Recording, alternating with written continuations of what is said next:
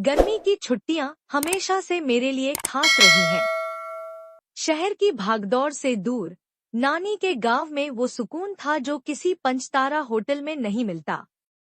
इस बार मैं अकेला गया था। मम्मी पापा दोनों ऑफिस के काम में फंसे थे, लेकिन उन्होंने मुझसे कहा, जा बेटा, कुछ दिन गांव में रहकर आ, अच्छा लगेगा। मैं ट्रेन से सीधे नानी के गांव पहुंचा। स्टेशन पर मौसी मुझे लेने आई थी, हमेशा की तरह मुस्कुराती हुई। लेकिन इस बार कुछ नया था। उनके साथ मौसा जी भी थे। आम तौर पर वे शहर में ही रहते थे और गांव आने में कम ही दिलचस्पी दिखाते थे, पर इस बार वे न जाने क्यों आए थे। हवेली वही पुरानी, लेकिन अब कुछ और सूनी लग रही थी। नाना अब इस दुनिया में नहीं थे और नानी भी बीमार रहती थी। हवेली के बड़े बरामदे, वो पीपल का पेड़ और शाम की हवा, सब कुछ वैसा ही था, लेकिन कुछ खाली सा। मौसा जी से मेरा रिश्ता हमेशा औपचारिक रहा।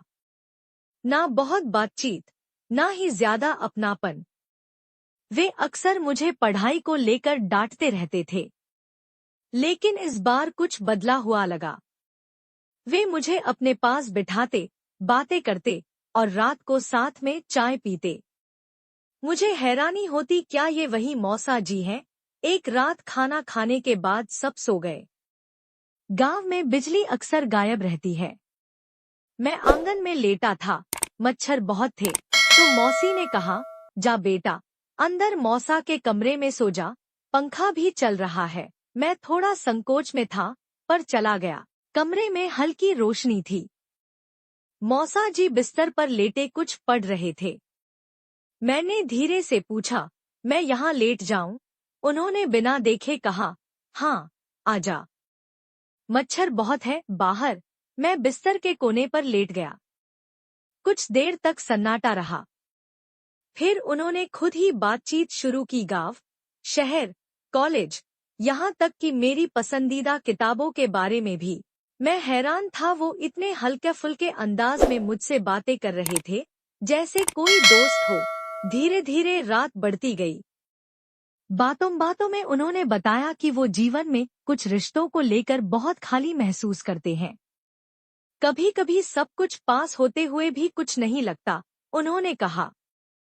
मैंने सिर हिलाया। शायद मैं पूरी तरह समझ नहीं पाया, लेकिन उनकी आंखों की गहराई ने मुझे बांध लिया था। फिर उन्होंने मेरी ओर देखा, बहुत धीरे, बहुत शांत नजरों से।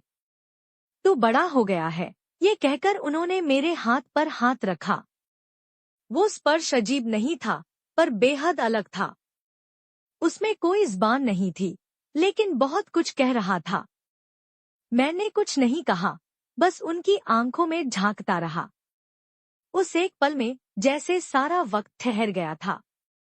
अगले दिन सब सामान्य था। मौसा जी फिर वैसे ही सख्त हो गए थे। किसी ने कुछ नहीं कहा, लेकिन मुझे पता था कि जो हुआ वो केवल मैं और वो जानते हैं। शाम को मौसी ने मुझे बाजार भेजा और मौसा जी ने कहा, चल, मैं भी चलता हूँ। हमने साथ में साइकिल ली और निकल पड़े। रास्ते में उन्होंने फिर वही नर्म लहजा अपनाया। तू अच्छा लगता है, अपने जैसा लगता है। मैंने हल्का सा मुस्कुरा दिया।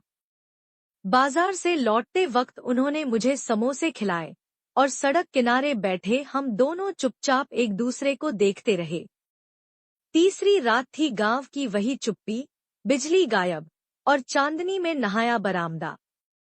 मैं फिर उनके कमरे में गया। उन्होंने पहले से ही मेरे लिए बिस्तर ठीक किया था। मैंने देखा, आज उनकी आंखें कुछ और ही कह रही थी। रिश्ते जब नामों में बंध जाते हैं, तो कई बार उनकी गहराई खो जाती है, उन्होंने कहा। मैंने धीरे से पूछा, तो क्या रिश्ते नाम से बड़े हो सकते हैं?